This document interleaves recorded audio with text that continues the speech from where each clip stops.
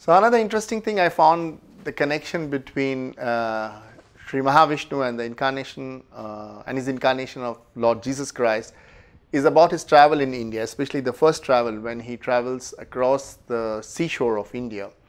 And if one looks, he spends so much time, because in those days it must have taken a considerable amount of time traveling from Rajasthan down south to Sri Lanka, where he's also supposedly have gone.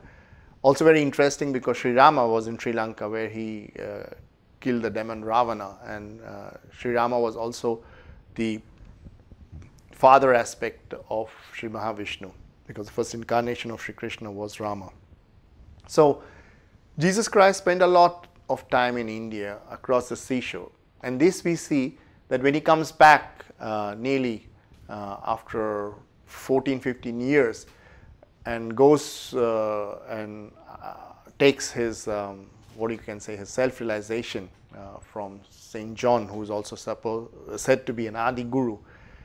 His first disciples that he found are fishermen, and if one looks at the connection between Jesus being in India for such a long time, across traveling across the shore of India, of course he's used to talk to fishermen, he's used to their lifestyle. So his first disciples also that he picks up is fishermen.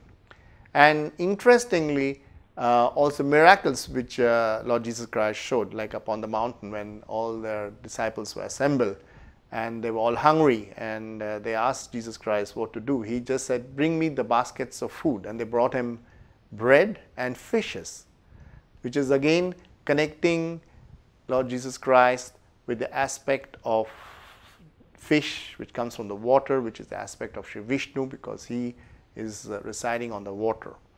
Also in the Quran it is written that Allah has a throne on water. Now how can Allah have a throne on water? We know the connection that Lord Vishnu resides on the Shesha, which is his throne on the water. So there are very interesting connection which connects all these religions through the aspect of Shri Mahavishnu, which we come to know in Sahaja Yoga. Also later on, if you look, the entire life which Lord Jesus Christ spent, he was from the age, since he was born, to the age of 13 in Israel, and then from the age of 13 to nearly to the age of 28, he was in India. And then he just had a short brief period of 3 years where he brought his message and then was crucified. And then where does he go? He goes back to India, and it is said that he lived up to the age of 80 or even longer there.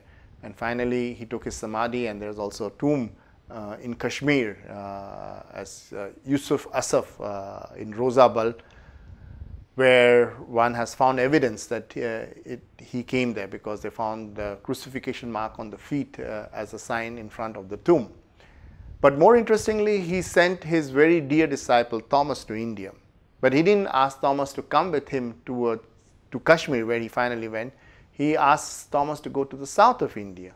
And if you look, the south of India is where all this along the coast, and if also what is known that Saint Thomas went towards Kerala, where most of the Thomas Christians are there. So there is a very close relationship between Jesus being such a long time in India, coming back, and then after crucifixion sending his own disciple Thomas to go and talk to those same community which he had been talking in India. So all these things shows such a deep connection between Lord Jesus Christ, India, and the incarnation of Shri Mahavishnu.